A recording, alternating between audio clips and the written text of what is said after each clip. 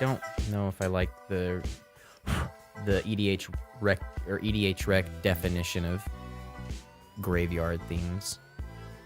How do you see them defining it? Well, like looking at it, right? You've got the top commanders. The top commander for their graveyard theme is Sidisi Brood Tyrant. Okay. Then second from that would be Fenix, God of Deception. Like, do you agree with these two picks for quote graveyard? Yeah, Fenix is kind of a weird one, and the first one was Sidisi. Is that what you said? Or yeah, it's Sidisi, then Fenix, and then the Mimeoplasm, which I'll agree with that one a bit. That's really bizarre because we talked about Mill, and obviously Mill puts things into graveyards. Yeah, but yeah. I think this theme's really broad compared to ones that we've already done. Okay. Like artifacts, you're speaking about artifacts.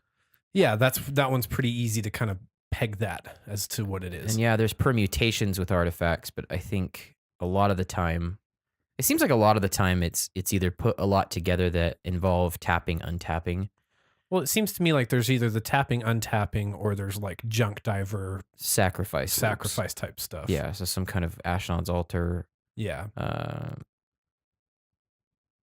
KCI. Yeah, like loops effects. But when we're talking graveyard, I mean, I don't know.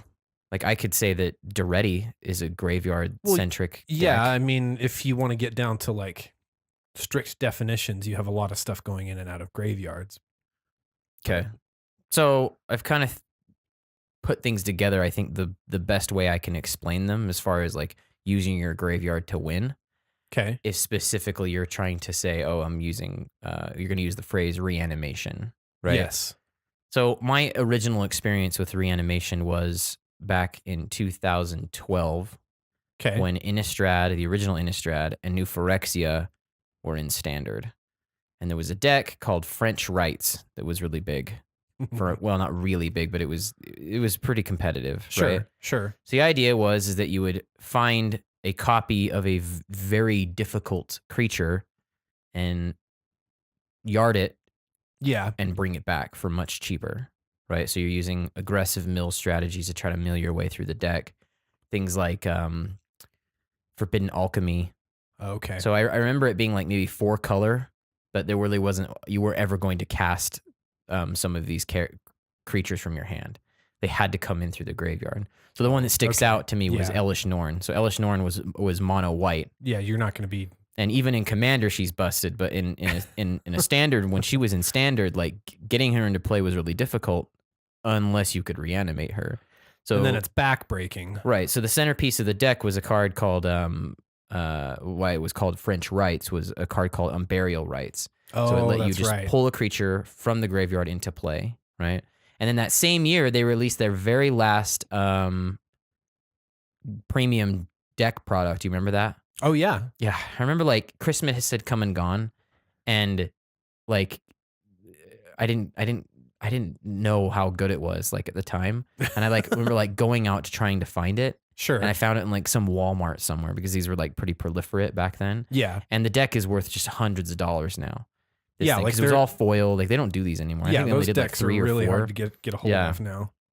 So the idea here, I think, is like the truest and original idea about Reanimator is you're going to bring a very aggressive, high-ended creature into play very early. So Elish Norn like turn 4 rather than turn 7. Yeah, is when it was in Standard. In modern versions of this happens a lot quicker. That Grave deck, I think, specifically had some really powerful cards like the card Reanimate. Yeah. So yeah, you're going to lose 7 life to pull her into play, but then your opponent is going to be pretty much locked out. Yeah, I mean, like you're getting on top of their asses really fast with something like Reanimate. So at the time, the big targets were like the Inferno Titan because it could remove any new creature that came in as it attacked or ETB'd. And then once they were out of creatures, you could just start burning them off really quick. Yeah. I think the Worm Coil Engine was another one. So should it even die, you get the 2 worms and then you could just reanimate it. So they had to exile it. Yeah. So that was the idea. I think moving into Commander, things start looking a little different. Okay. Because you're able to set up the game's slower, so you're able to set up more permanent recursive engines. Yeah. So like a good one would be anything involving the Ashnod's Altar, right? Like so like the Grave Titan, Ashnod's Altar, and the Nim Death Mantle. So you use the Nim Death Mantle to bring back the Grave Titan. Yeah, so you Ashnod's Altar one of the zombies that you've created, and then Ashnod's Altar, so now you have 2 in your pool, and then you Ashnod's Altar the Titan itself, so now you have 4 in your pool. And as it's traveling to the graveyard, you catch it with the Nim Death Mantle. Yeah, the Nim Death Mantle, which re-triggers his enter the battlefield. So now you have 3 Yeah, so you should net zombies. one zombie. Yeah, you're always netting an extra this. zombie, right? So this in combination with, I don't know, Warstorm Surge or Perforos, or even just like a Grave Pact where every cycle of this you're making you're CCing the whole table. This is a graveyard strategy. Sure. But I wouldn't call it Reanimator, right? Yeah. So I've kind of I'll say it's a pretty short list of guys that are of commanders that are good for Reanimator, I think. Okay. But I'll kind of talk about both. So I think the ones that stick out as far as what do I want to call it, like a combo Reanimator type strategy, that what I just described about the Grave Titan. Yeah.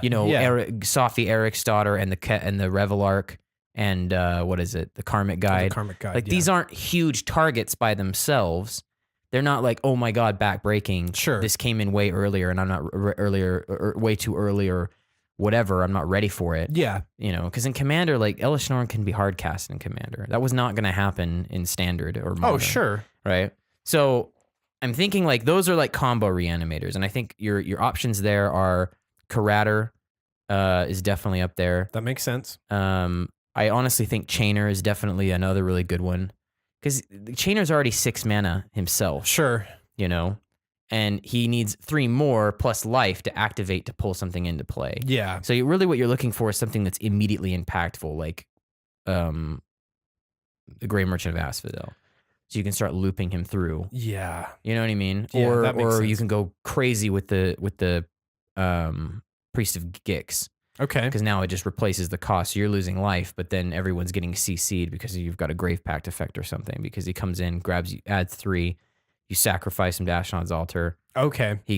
So you can just use keep looping that one. Yeah, you just keep looping it. Whatever you're gonna do, right? And then do a big exsanguinate. But this is like a quick loop through the graveyard kind of thing. Yeah. I think Marin is obviously one of those two. Oh, yeah. Because Marin over time gets you creatures back into your hand or back into play. Yeah, like earlier it's going to be into your hand, but as the game progresses, you're just putting stuff back into play. Right. So a big thing with her is like the Fleshbag Marauder, which isn't all the decks, but like Fleshbag Marauder is really big with her. Sure. That the Spore Frog, because it's always going to come back and she can keep fogging people's combats. Yeah. It's also big in Karater too. But these aren't really fitting into the original definition of a Reanimator deck, which is, okay, let's pull out a really big threat as early as I can get it into play. Yeah. And everybody's dealing with it. So maybe if I can articulate what you're saying, like there's a difference. Like I think in the Magic community, we tend to throw terms around that are sort of, and we kind of make them interchangeable, but there are very specific ideas that we're trying to describe in that, like, there's a difference between recursion and reanimation, like a recursion engine, like you're describing, where you're kind of looping something with Chainer. Yeah. Maybe. And then there's reanimation. Like a recursive loop engine or whatever. Yeah. And then you've got reanimation, where your aim is to get in something like Jin-Gitaxias, whose mana cost is really prohibitive. Yeah, he's 10 mana. Even in Commander, that's asking it's hard a lot to get to that, but you can reanimate a creature like that pretty quickly and easily. Yeah. So if you think about some of these creatures, they won't be like, as soon as you start hitting a certain mana range or creature impact or power level, the creatures won't allow themselves to be reanimated. Sure. So the original Titans, they fold your whole they'll deny your entire graveyard to you if that's what you're looking to do and pull it back in. Right. This could be good and bad depending on what your strategy is. But if your goal is to reanimate a Titan, it's not going to happen. Right. Unless you have an instant speed way to do it, which there's not that many. Yeah, so stuff like that and like World Spine Worm. Like they're just like, don't allow for that. Can't do it. Blightsteel Colossus. Yeah. Like getting a Blightsteel Colossus out on turn 1 is just not. Yeah, this 12 mana cost card. It's just not going to happen unless you have something really specific. Sure. You know? So, yeah, you've got limited options when it comes to Commander. And then you really have to think like, well, how impactful is this going to be? Because in this format, I have 3 more opponents. Yeah. If we're doing a 4-player game. Yeah. The life totals are a lot higher and people have more time to figure out how to solve the problem you presented to them with this reanimated target. So let's say turn 1, you know what I mean? Or turn 1 or 2 or 3. So somewhere in like our development phase of the game, you manage to use some reanimation cards, which I'll go over, to bring Elish Norn into play. Well, okay, so they're not going to resolve any mana dorks, or you're going to kill off the ones they've done. If there's a guy playing tokens, he might be upset, but then some of these other ones are going to be like, well, I'm going to get around it eventually, or just when I'm ready, I'll remove it. Yeah. So Elish Norn doesn't actually stick out as a big reanimation target. Sure. But Jin Gitaxias, on the other hand, actually does, because everyone's hand size is suddenly shrinking. Yeah, unless they have something giving them like a thought vessel, size. or so they're over. Right. And then the other thing is that it puts you into an overdraw. So you start putting 7 extra cards in your hand very early. Yeah. Vorinclex would really hose the table. Oh yeah, you're going to be accelerating ahead while everybody's mana. You have the ultimate mana rock, right? Now you basically have a Cage Sun. Right.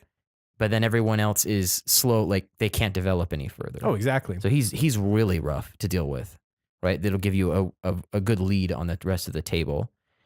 But then there's another problem. Yeah. That these all have to fit your color identity. So unlike in another format where that's not a rule, right? Sure. So again, in that Elish Norn deck, I think, or that French Reanimate, I think you it was don't even red. have to have white. I think it was red, black.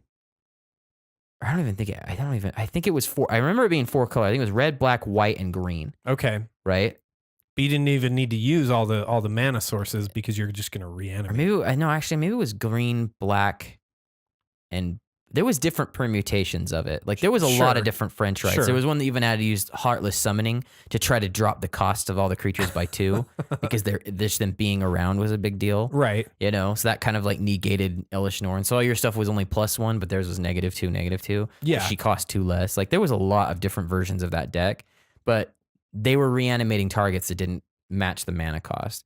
In that premium deck, I remember they had the Sphinx of the Steel Wind in there as one of their like crazy reanimation targets, but it was a mono black deck. Right. And it had like a Terastodon, and then the guy that makes it so people can't attack you, the Archon of Justice or whatever it's called. Oh yeah. Yeah, so that's not allowable. Yeah, you Commander. can't do that in Commander. Like you have to have stuff that fits in your colors, so. Yeah. So that's another consideration.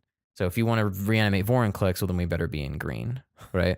Okay. So just kind of going over the ones I think that, so for today, we're just going to be trying to focus on Reanimator, right? Yeah. There's a lot of resources about doing Mirren and doing Karater. Sure. And they're very popular. And I think when you and I were prepping to do this episode, like how do we boil down talking about graveyards? Well, we already have some content as well. Like yeah, we have you Chainer. mentioned, we've talked about Chainer. And that's a really good deck. That's a really good deck. And you know, I think AP did a really good job of describing the backbone for that and what you can use. So offering up some ideas for who could be a good commander in a reanimation strategy, right? I think the first one would probably be the Mimeoplasm. Yeah. Right? So the Mimeoplasm came from the original generation, the Gen 1 of the commander releases. It's 2, a green, a blue, and a black for some of the best art in Magic. For a 0/0. As the Mimeoplasm enters the battlefield, you may exile 2 creature cards from graveyards. So it's not just yours, but any, right? Yeah. If you do, it enters the battlefield as a copy of one of those cards, and then with a number of additional +1/+1 counters on it equal to the power of the other card. So let's say you want it to be a copy of, I don't know, like to make things simple, the Invisible Stalker. So it's hexproof. Yeah. And it's unblockable. Yeah. Right. So it is the Invisible Stalker is what it's copying, but you want to put +1/+1 counters to it on based it off equal of to the size of something really big. So let's pick like the Lord of Extinction, whose power and toughness is equal to Very all common cards in in all that deck. graveyards. Right. Yeah. So now it's very large, right? But it's a hexproof, unblockable Voltron-sized commander. Now, I think that lends itself, like, I think there's two ways you could do this deck, and I think one way is probably better than the other. Okay. One is that, you only focus on trying to load your deck full of stuff that makes the Mimeoplasm a big threat. So, like, the Putrefacts, so giving it infect would be pretty good. Yeah, because you could get it big and just one-shot people. Yeah, I think Gaia's Herald that makes him like a haste protected from everything that's like non-green or something. Like there's stuff like that. Okay. Or what you could do is load the deck full of targets that you plan to reanimate early in the game or throughout the game, right? Sure. And then when all of that stuff's been expended, then you can apply it to the you just apply it to the commander. So there's like one last hurrah for either one of the two pieces of these creatures. Everyone's just like, how do I fucking deal with your bullshit? So this would involve, I don't know, a lot of self-mill, some control elements. Like the deck would be, I don't know if it's better, but I just feel like that would be probably when I played the Mimeoplasm when we were originally playing, like I felt like it was just really slow. And then I got this really big threat out, and if I didn't have some way to protect him, people were just going to remove him. Sure. Right? And this was early on in our commander career. Yeah, we were very young. Yeah, so I wasn't super... Yeah, I probably had a lot of stuff in there. I really wish I could look at my old lists from like our first year of doing this. That would actually be super interesting because and make comparisons to now. My decks were very confused. I know that there was some stuff where I'm like, holy shit, that card's really awesome, and I'm in these colors, so I'm just going to throw it in. Yeah. And it had nothing to do with what the deck was actually trying to do. It's magical Christmas Land magic. You go from playing when you're playing stuff standard, where 4 CMC is like, man, this better freaking end the game. Right. To... oh wow! I can actually resolve, a Razaketh, like right, who's also a really good reanimation target. But yeah, definitely. this kind of deck is I think the Mimeoplasm lends himself to that. Yeah. I want to say maybe Gerard the Golgari Lichlord a little bit. He just seems really resilient to me in that he's powered by the size of your graveyard, and if these creatures just keep coming in and out of play, these very annoying. You've got Shea Eldred, the Vorinclex, like in these colors you have green. And then, I don't know, you can always detonate them, right? Well, yeah, so if somebody moves to like exile them, which would be a good solution. Yeah. You just sacrifice it and Gerard just wakes everybody. Whether Gerard is a commander or is just in a deck doing this kind of stuff, Gerard is very, very good. Like just super good. Yeah. So you have your pick. I don't think Karater lends himself too well to reanimation. As far as like getting things into play very quickly and freaking out the table with a big threat. Yeah. Because he kind of wants your graveyard to be full to reduce the cost. Yeah. And it has a setup. And you have to pay the actual mana cost. So even if I have a Vorinclex in the bin, it's still 7 mana. Right. Or 8. How much is Vorinclex? I can't remember. I think he's like 8, right? So yeah, like no matter what, you're paying the cost with Karater, and he only lets you do one a turn, mirroring the same kind of thing. Like you can kind of get around that cost, but you would need other packages to get around the commander's limitations there. Right. So those kind of things. Cedrus is another strange one. Okay. He applies a different kind of way to get them into play through a thing called Unearth, but then they're gone. So they show up once and then they're gone forever. Yeah. Cedrus is great. There's a lot of convoluted ways to stop that, like Sundial of the Infinite, a way to like phase them so they're not present during the end of the turn phase, so they don't get exiled. They're just gone. But that's a lot of, I don't know, that's a lot of stuff to put in a deck. Yeah. And just to keep it into play, when you're really kind of looking at the mana of investment on this, and you're like, I might as well just have cast it for real. But I'm not saying he's bad. I'm just saying like he's definitely got better. There's better guys at this game. Sure. There's better dudes doing it, I think. Brad did a Cedrus deck, right? Yeah, and his is well done. And did he take it apart? He's picked. I don't think so. I don't think he's played it for a while. He's picked good targets. Oh yeah, like the Void Winnower is a really good target. Like things like that. That one hurts. Yeah, which I kind of left that out of mine, but it probably should be in because it's pretty good. If you can get that thing into play, it's a good pick. So Grixis, while we're talking about it, okay. This is kind of my pick, right? So we're looking at Kess. Yeah. So Kess, Dissident Mage. She's 1 in a blue, a black, and a red, and she's probably have more articles written about her and more content written about her in the last year than shit. I don't know. there's a lot. I'm surprised there's not that many lists on EDH Rec. Which is funny because there's only 761 decks on EDH Rec. Like, I mean, it's a somewhat popular commander, but it's not like it's not breaking the bank, I guess, with the number of decks that are out there. Yeah. And what I'm about to go over isn't new. This is a recognized strategy for her. I don't think it's the most competitive one, but it seems like there's some success behind it. And yeah, I'm just going to kind of hit it. So flying, during each of your turns, you may cast an instant or sorcery card from your graveyard. If a card cast this way would be put into a graveyard this turn, exile it instead. She's a 3/4 flying human wizard. Yeah. So, Andy, it's instants and sorceries. What are we talking about reanimating creatures for, right? That's a good question, Andy. And I don't know why, dude. I should be just doing a spell slinging deck here. That's actually my bag. I mean, that's what you would think. I think why she fits into a lot of people's idea of what a reanimator or reanimation deck could do is that any self-mill that you do, you're not really missing out on these spells. Yeah. So, like, let me give you an idea of a reanimation spell that should you have milled it, right? That you're going to be okay that it's there. Yeah, so like Exhume, right? It's 1 in a black. It says each player puts a creature card from his or her graveyard into play, right? Okay. This could backfire in a big way, but, happening early enough where no creatures have died yet or no one's been milling themselves or whatever, you could be the only person doing that. So let's say you mill that and the creature that you want to reanimate. Well, she sees the sorcery, lets you flash it back, because that's really what's happening, right? Sure. And then pulls the creature with it.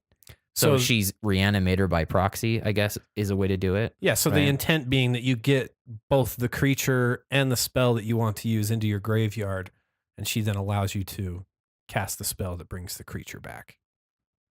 Yes. That's exactly it. Also, any kind of tutors or things like that, she can double up on. So this is kind of why I think she's good for the idea.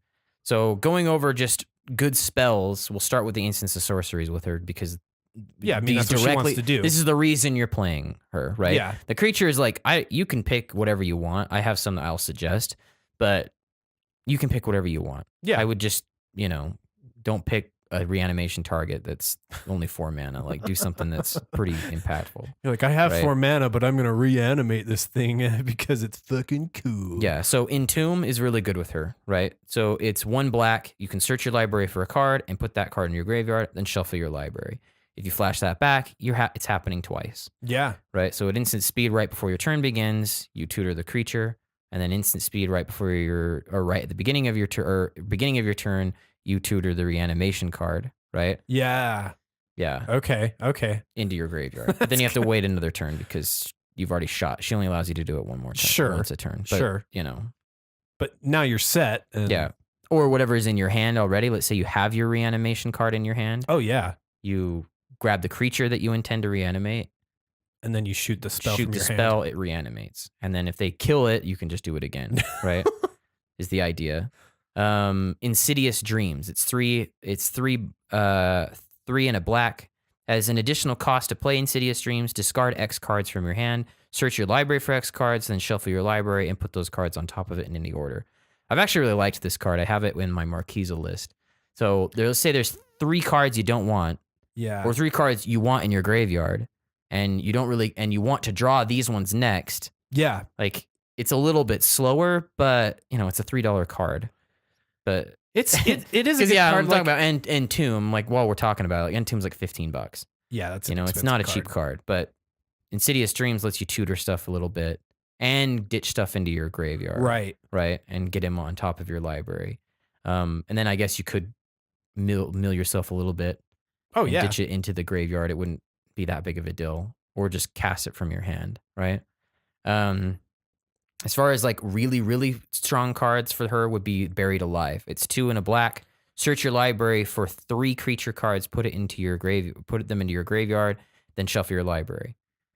So there's a pretty nasty combo that'll just end the game with those 3 if you can reanimate them. Yeah, anytime I see Buried Alive, I mean, It's kind of the rule of Commander, right? When you see anybody tutoring something, they're up to no good. Right. And Buried Alive is no different because their deck intends to get it out. So yeah.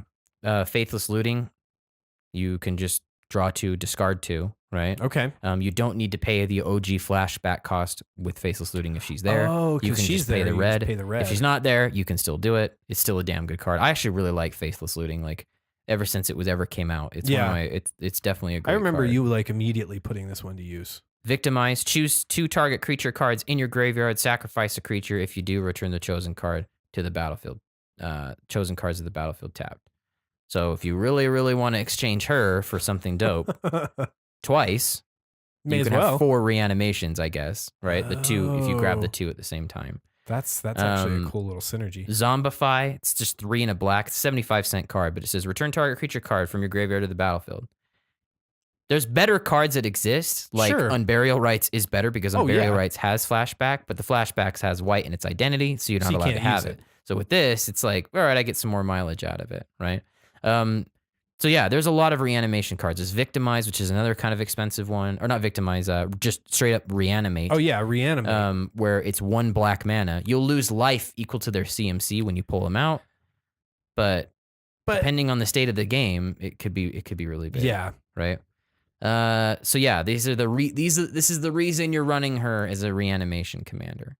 And I have other cards in here why not take advantage of her flashback ability, right? Yeah. So what I feel like is really good for her, which I've wanted to run, is like Mystical Teachings. It's 3 and a blue. It's an instant. So search your library for an instant card or a card with flash. Jin Cataxias. Reveal it and put it into your hand, then shuffle your library. It also has a flashback of 5 and black. Okay. But you don't need to pay that if she's you can just pay the normal CMC. Muddle the Mixture, any transmute cards, you can get the tutor effect but still have the other effect later. Okay. So Muddle the Mixture is less great because if you look at her text, it has to be your turn. You can't counter out of the graveyard unless it is your turn, I guess, and somebody's trying to get in your way or something. Sure. But yeah, it has to be your turn. Okay. To do any flashback. But the idea with some of these transmutes is they're tutors, but then they can do their effect later. So like Shred Memory is kind of another one.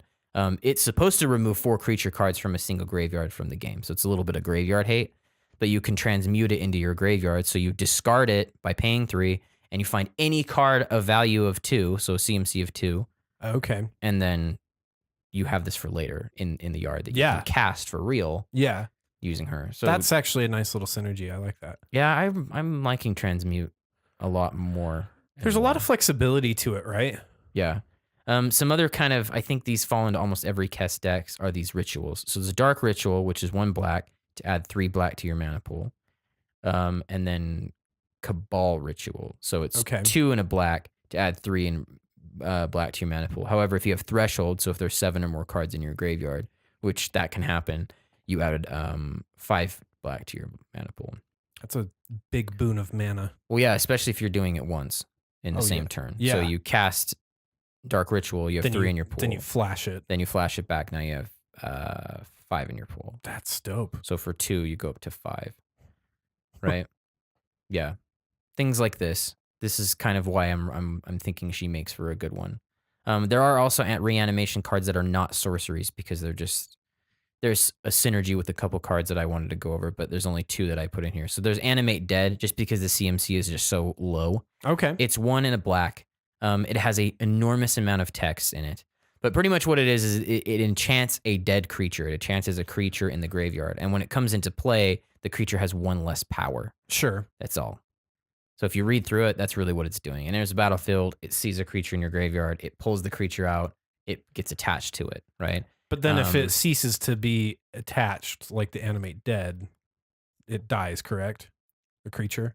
Am I wrong about that? Yeah, no, that's true. Like if they decide to destroy the enchant, yes, it goes back to so it's flexible to other people's removal. They can either remove the creature or remove the enchantment. So if they have a disenchant, they could deal with that instead of actually killing the creature. Necromancy is the same thing, but for 1 extra mana, but you have the ability to do it at flash. Oh. I like that. Right, but then you have to sacrifice it at the end step if you do it at flash. Right? So it's kind of like an oh shit if you need it. Or you can do it on your turn. And yeah, it's 3 mana just to grab anything during, so like in response to something, you can bring something like out. I really need a fucking blocker right now. I don't see that happening a lot. That wouldn't make sense. Deck, but there is one creature that you would probably be interested in doing that with, so I'll hit that when we get to the reanimation targets. Okay. So then there's another non-budget acquisition that would be very good for this card, and that would be Intuition, which is only going up in price. It's $71 for this card. But seriously? Yeah. You want to be a star, don't you? So it's 2 and a blue. It says instant. Search your library for 3 cards and reveal them. Target opponent chooses one, put that card into your hand, and the rest into your graveyard and the shuffle your library. Okay. So it's kind of a really hard decision for them to make. They get one card that's not going into your yard. It's not on my list, probably, but not I have that it just big kind of of a like, deal. it's another really good card that if it happens twice because of your commander, that would be pretty dope. Yeah. Speaking more about her abilities, I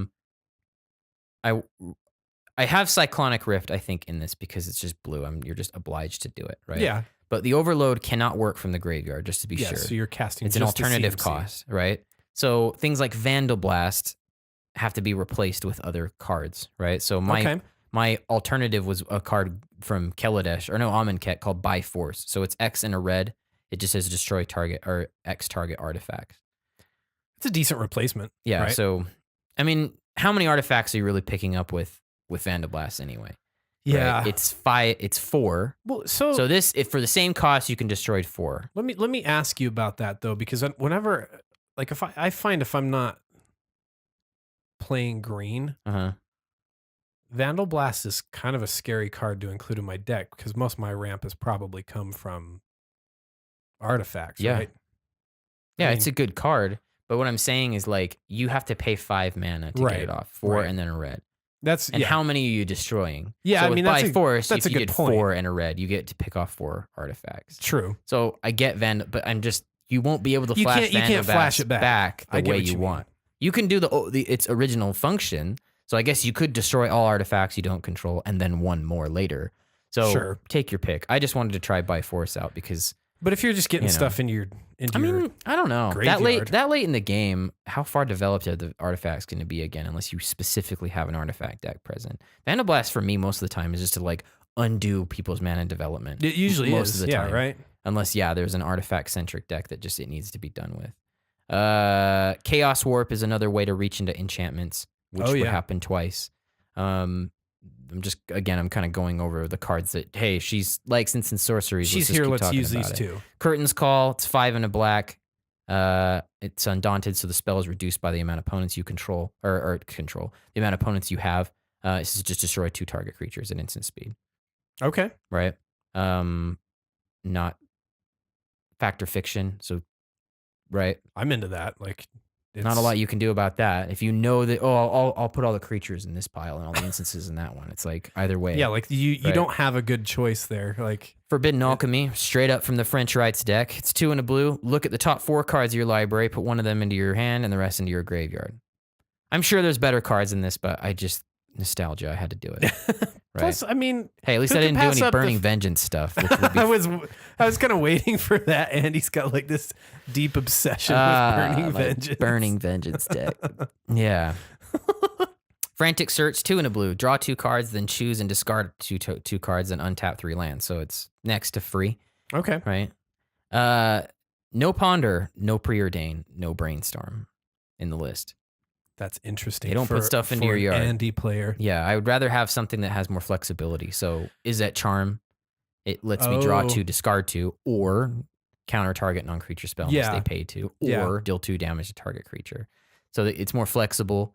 I want stuff in the yard. I'm not.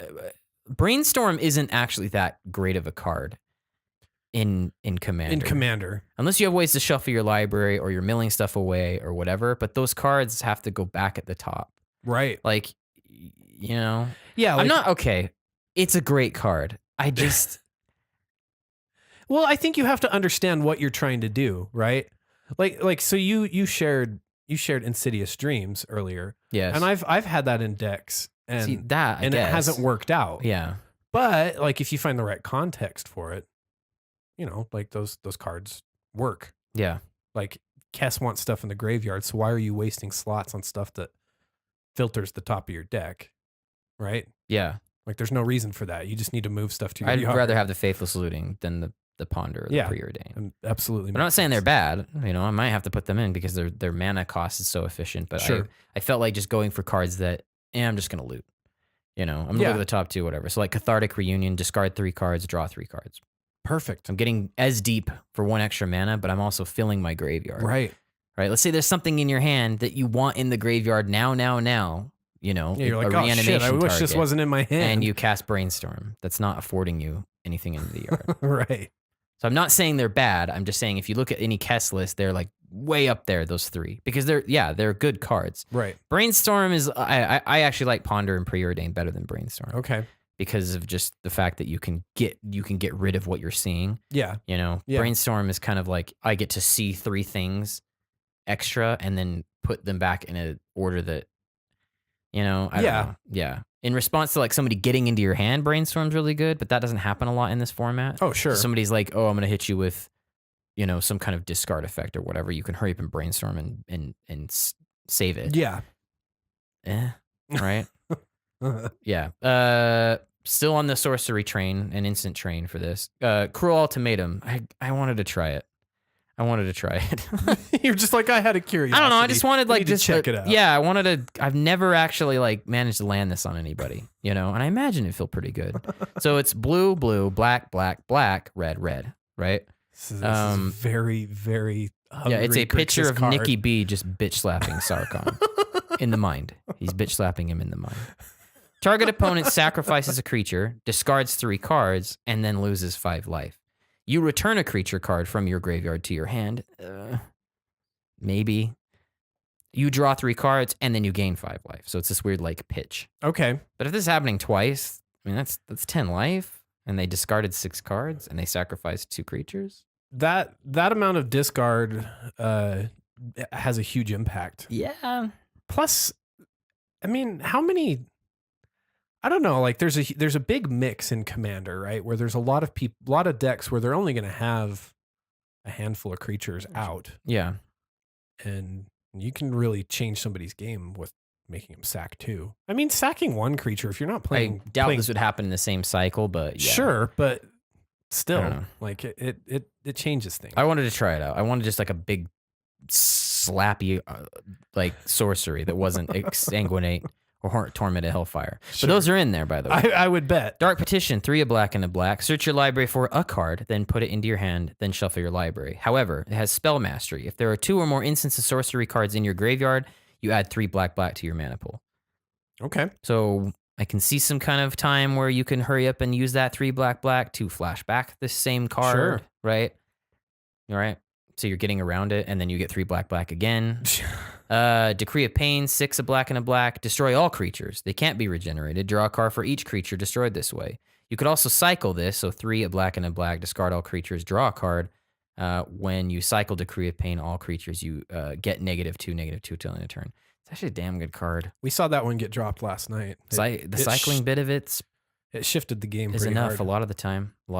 Oh yeah. Gamble, red. Search your library for a card. Put that card in your hand. Discard a card at random. Then shuffle your library. That one's really I don't give a shit, dude. I don't give a shit. Give me those dice. I'm it's rolling. It's a 1 mana tutor. I dare you to discard. Oh, shit. I didn't want you to discard that. No, dude. And then Increasing Ambition is my other, like, budget tutor that's not demonic. I went for the Entomb as my non-budget tutor. Sure. But it's 4 a black. Search your library for a card. Put that card into your hand. If Increasing Ambition, watch me now. If Increasing Ambition was cast from your graveyard, instead search your library for 2 cards and put those cards into your hand, then shuffle your library. Normally you'd have to pay 8 mana to achieve this. But with your girl... I actually really like this pick in her because, like you said, obviously there's some really cheap converted mana cost, but not cheap in terms of your budget tutors. But Increasing Ambition, like you get around that nice flashback cost that's on there. Rite of Replication. Save yourself some mana. 2 and a blue has a kicker of 5.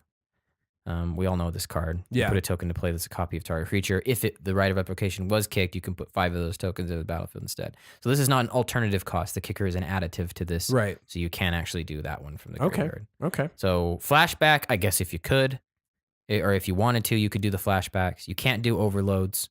Anything that's, an alternative cost. So yeah, those are the instants of sorceries.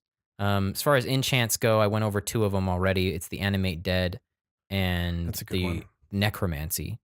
Monastery Siege is, I feel like, pretty good. It's 2 and a blue.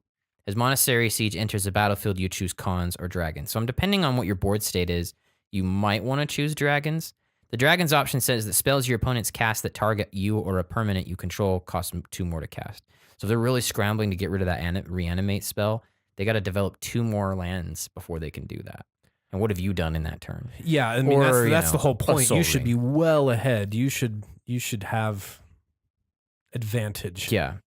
And maintain But I think most of the time you'll end up choosing the cons portion, which is at the beginning of your draw step, you draw an additional card, then discard a card. Okay. So it lets you ditch stuff into your graveyard. Yeah. Which is almost next to no downside the way this deck is configured. Yeah. There's the search for Azcanta, which I don't know if it's because it's in standard. This why the price is so up there. Like, how much is it going for right now? I don't have it on my list. It's going for $15 right now. So yeah, so it's not super crazy. It's not unreasonable, but it is a pricey card. Yeah. Like it's a little treat for sure if you're going out to buy 1 in that. a blue. At the beginning of your upkeep, search the top card of your library. You may put it into your graveyard. Then, if you have 7 or more cards in your graveyard, you may transform Search of Azcanta. So the big thing is, the may. I don't know if you ever would want to. What it turns into is that you can a land called Azcanta the Sunken Ruin. You can pay 2 in a blue to tap it, search the top 4 cards of your library, or look at the top 4 cards of your library. You may reveal a non-creature, non-land card among them and put it into your hand, and then the rest of the bottom of your library in the order. So, kind of a mix there, like... Yeah. I don't see yourself I don't see actually taking it in the direction of, I'm gonna transform it. Right. I mean, just putting stuff into your graveyard. Perfect. There was one more that I thought might be good, but I didn't include it. Hang on a second. Okay. Yeah, so Taigam Sidisi's hand. You skip your draw step, but it says at the beginning of your upkeep, look at the top 3 cards of your library, put 1 of them into your hand, and the rest into your graveyard. So he just kind of improves your draw. He does have that ability to exile cards from your graveyard to plummet a creature. If you really need to remove something so bad. I guess if you're ditching a lot of lands or something, like... That might come into handy. Stuff that's just not being reanimated. I don't know. I can't see using that too much with this deck, but there may be instances. The other thing, I don't see people really going after this guy. I don't see him getting removed a lot of the time. I don't know. He's an idea. He's really good with Sidisi, though. Oh, yeah, that's for sure. Just a side note on that. That's for sure. Because he can trigger the... Yeah, we've seen Tiff use trigger that. Getting the zombie. Mystic Remora and Rhystic Study. It's blue, right? Like, what do you want? I think that's it. Artifact-wise, not a lot going on. It's all just ramp, aside from, like, the Lightning Greaves. Okay. But it's mostly ramp. Okay. All right, so creature time. What are you trying to get in there? So Andy? there's ones that are probably could be better picks that I've done. Okay. There's ones that I think are just objectively good for this idea. So I think Jin Gataxi's Core Augur would be Mr. Dude, right? Yeah, that one's He's 8 awesome. a blue and a blue, 10 mana. Legendary creature Praetor. Flash, so that mystical teachings. Ooh. At the beginning of your end step, draw 7 cards. Each opponent's maximum hand size is reduced by 7. He's a 5/4. Okay. Pretty fragile creature. If this guy comes out really early, whatever hand they've mulliganed for is probably gone. They played some land, maybe some mana rocks, but the stuff that they're like jazzed up about casting is now gone. Right. Unless they've achieved some kind of max hand size. So that's why this kind of is a little subordinate to the Sire of Insanity. There's almost no downside to this card. It's 4 black and a red. At the beginning of each end step, each player discards his or her hand for a 6/4. If ever there was a place to have a Sire of Insanity, it's fucking this deck. Yeah, you discarding creatures and sorceries is a non-issue. Don't care. Right? Especially the sorceries and instances. Yeah. Yeah, instances, sorceries. So those two out really early are going to be backbreaking. Oh yeah. To dealing with your board state. So if you can find a way to have them in your opening hand and a way to quickly reanimate them, and I'm probably thinking that I need to increase the reanimation density in this deck and get rid of just like cheeky instance of sorceries like the Cruel Ultimatum. But I'm gonna try this out as it is and see how it goes. Just see where it goes. Well, my thought was is if I lean on that too heavy, I'm not gonna have anything in the late game. Right. If that's all I'm trying to do, and that's the winning strategy, I won't have a way to like stop people from coming. Oh yeah, which you definitely need. Yeah, some Eldrazi that might be good. The Void Winnower I think is actually better than the one I've picked, but I picked this one anyway. So it's It That Betrays. I mean, it's kind of a double. If this guy comes out super early, he's an 11/11 with Annihilator 2. So if they're getting attacked, you're undoing the permanence that they've resolved. Anything that you set up, and you get it. Yeah, exactly. So anything they set up has now been set up right, for so you. whenever an opponent sacrifices a non-token permanent, that card is put onto the battlefield under your control. So I'm going to sacrifice my Soul Ring and my 2 mountains. Or my mountain and my Soul Ring. Okay, yeah, just hook me up. Thanks, I'll take them. So you're slowly just absorbing their game. And that's not contingent on you controlling the It That Betrays. If they remove it, if your opponents remove it. Yeah, like you still have it. You still have those permanents. So it was kind of a helpful push to start the game out with that. Yeah. And then you can keep developing your board state. These other ones are probably less effective. I put Sheoldred in there because it's black. Sure. 5 a black and a black. Everybody knows this bitch. She's Swamp Walk. At the beginning of your upkeep, you return target creature card from your graveyard to the battlefield. But at the beginning of each opponent's upkeep, that player sacrifices a creature. So she's kind of like a channel to reanimate these other guys. But in addition to that, she's pinning the post-board wipe. This is a really bitchin' card to resolve. Oh, yeah. She ruins people's day. Yeah. I like the pick here because, it accelerates your reanimation for sure. Yeah. Less effective, probably not that great things to reanimate, right? So one I think he's kind of in the middle somewhere. I think he's going to be pretty good. It's Nezha the Primal Tide. So 5 a blue and a blue. Nezha the Primal Tide can't be countered, which if you're reanimating him, that would be a non-issue. You have no maximum hand size. Whenever an opponent casts a non-creature spell, you draw a card. So early game, when they're resolving, the Cultivate and the Soul Ring and the Signets, right? You're drawing cards for this. And besides that, like just the nature of Commander, there's going to be plenty of stuff that's going to be. I actually played against a Kess Reanimator deck that had Nezha in it in Vegas. Right. The dude, he got a lot of card draw off of it. Good. He did. Good. I had a feeling that would be good for the deck. Discard 3 cards, though, is what's really cool about him. You can exile Nezha and return to the battlefield tapped under its owner's control at the beginning of the next end step for a 7/7. So he can let you ditch cards, which again has almost next to no downside for this deck. Yeah. And it's really difficult to remove him. Jin Gataxius will probably get jibbed pretty quick. Sure. Nezha, on the other hand, he's a 7/7. He's not really limiting other people's draw. I don't know if anyone's really going to go out of their way to remove him, especially if they know you can just ditch 3 cards. Right. Which is going to be helpful to you anyways. So he's somewhere in the middle in the effectiveness to me, right? Yeah. And then the other one I really want to reanimate, but probably isn't that amazing. He's the Magmatic Force. It's 5 a red, and a red. So it's 8 freaking mana for a 7/7. But it says at the beginning of each upkeep, the Magmatic Force deals 3 damage to target creature or player. So you're going to be it's just boom, doing some boom, removal. Boom, boom, boom. And if creatures need to go, boom, boom, boom. Every time an upkeep goes. And plus it's a 7/7. You could do Kervek. So Kervek does the same thing, but when they cast a spell, you can pummel people to death with Kervek. I want to try this one, but if this is really not doing its work. There's also... Kervek could do the job. Yeah, there's also the Baleful Force, which is the same idea, but at the every upkeep you lose a life and draw a card. But you're in blue, and if you're really kind of looking at this deck, you probably want to just do a Consecrated Sphinx. Yeah. That makes sense to me. So this is all great, but if you can't finish the game out, I had to kind of include a chain that will just end it. If you're getting there, you could do it early, or you could wait and do it late, whatever you're going to do. So if you have Buried Alive, the targets you will hit is the Zealous Conscripts. Oh, yeah. The Phyrexian Delver, and Kiki-Jiki Mirror Breaker. So Kiki-Jiki's less effective on his own in this deck because a lot of these things are legendary. So Nezha's legendary, Jin Gataxius is legendary. It can do another It That Betrays. It can do another Magmatic Force. But yeah, like you're not going to get a lot of bang out of having a second Sire of Insanity. So so here's how this works. You grab those 3, right? Okay. And the target that you're going to reanimate is the Phyrexian Delver. So the Phyrexian Delver is 3 a black and a black. When Phyrexian Delver enters the battlefield, return target creature card from your graveyard to the battlefield. You lose life equal to its converted mana cost. So you reanimate it. Okay. And its second target will be Kiki-Jiki. Gotcha. So it pulls Kiki-Jiki with it. Kiki-Jiki has haste. Kiki-Jiki now clones the Delver. A new Delver comes in, and it pulls the last part, which is Zealous Conscripts.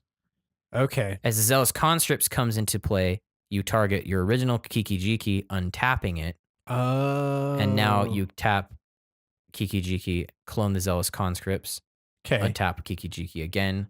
So new Zealous Conscripts. So you have infinite Zealous Conscripts coming in. And all of those have haste, right? So all of them have haste. You've won.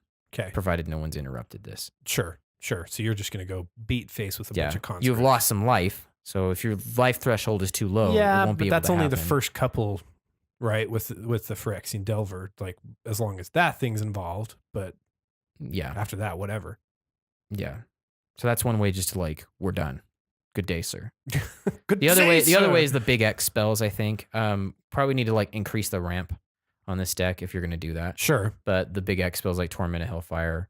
Yeah. You could do Comet Storm. You could, like there's other ways to push it off. But support creatures that aren't really great reanimation target would be just the Notion Thief. Oh, yeah.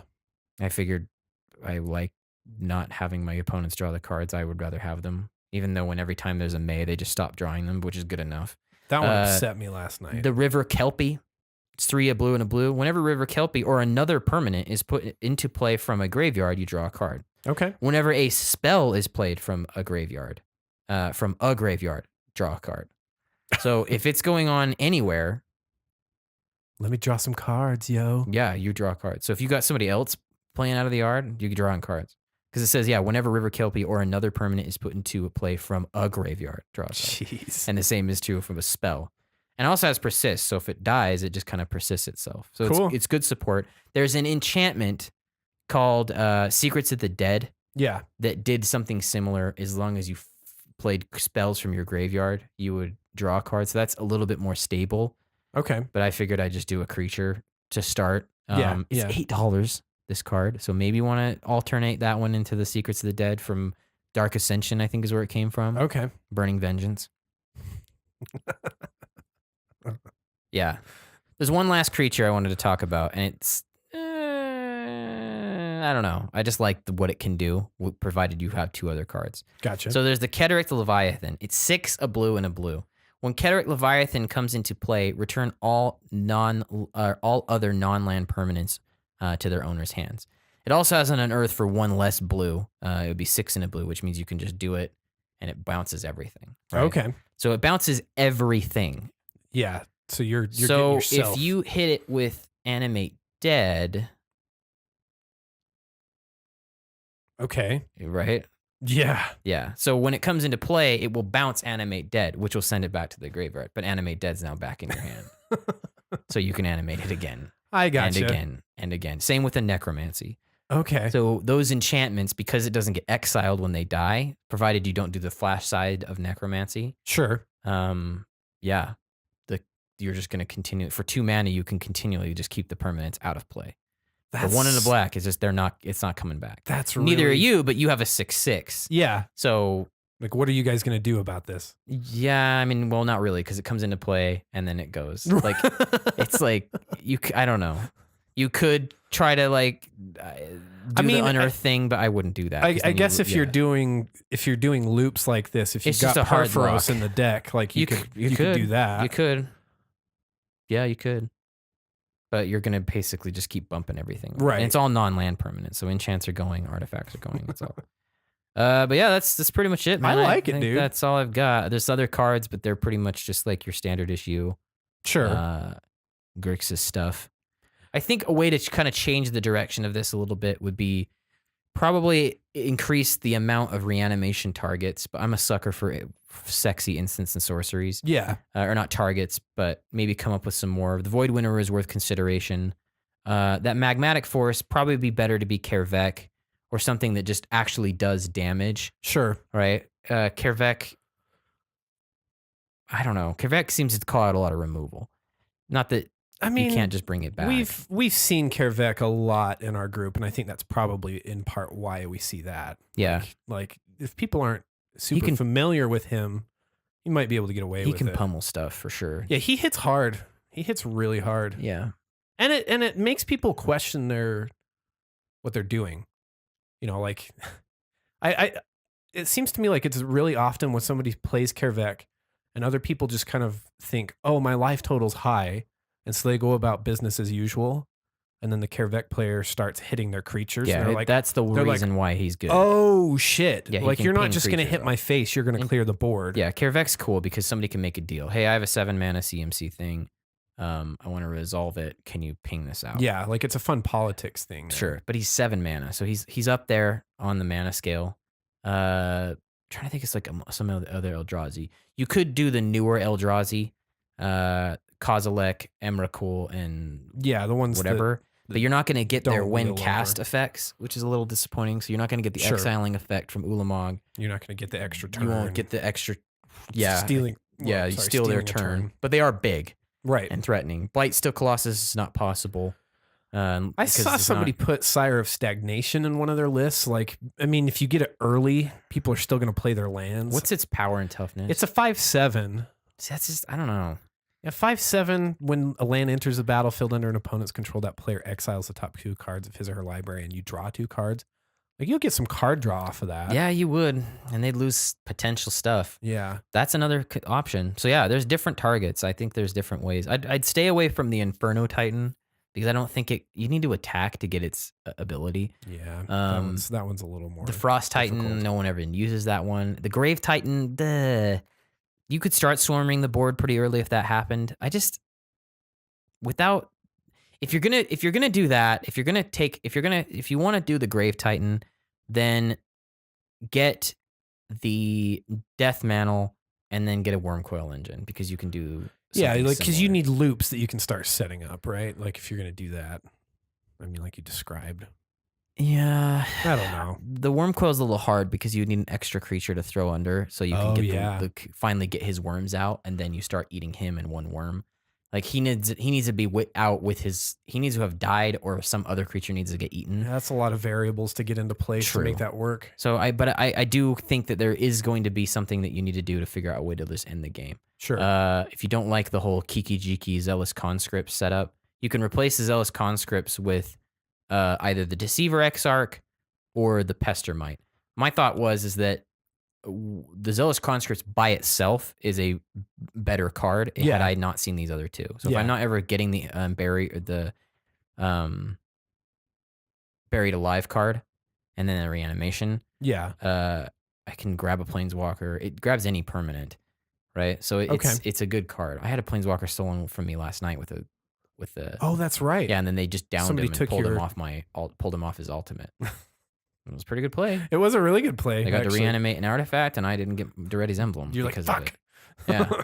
So I think that's why I picked that one, even though it's more mana intensive, but the result is the same. Yeah. Right? Pestermite comes in and it untaps Kiki-Jiki, so you're cloning infinite numbers of flying Pestermites. Yeah. With the Deceiver Exarch, it's the same thing. It can be tutored with that mystical teachings because it itself has flash. Sure. So maybe there's some flexibility there. I just didn't want to do all 3 or a duplication of the 2 because because it occupies space when you only need 1, right? Like, I guess. Yeah. And Kiki-Jiki I thought was okay to put in because I can, clone the Magmatic Force. So, I can upkeep somebody for 6. Sure. Or 2 or 1 hit 1 creature for 6. Yeah. To take it out if I really needed to. If there was, and then with it, the Betrays, that's pretty hardcore. That's 22 damage. Plus they're sacrificing 4 permanents with him out. That actually really hurts. So yeah, that's the idea. If you're really not digging like the idea of going around the way with Kess, Mimeoplasm I think would be another way out. And Mimeoplasm's timely, right? Like if you or your play group has gotten your hands on the new Commander Anthology, that's one of the decks. Like now's the time to get to it. Dope art. Fucking sick. Yeah. Cool, man. All right. Cool.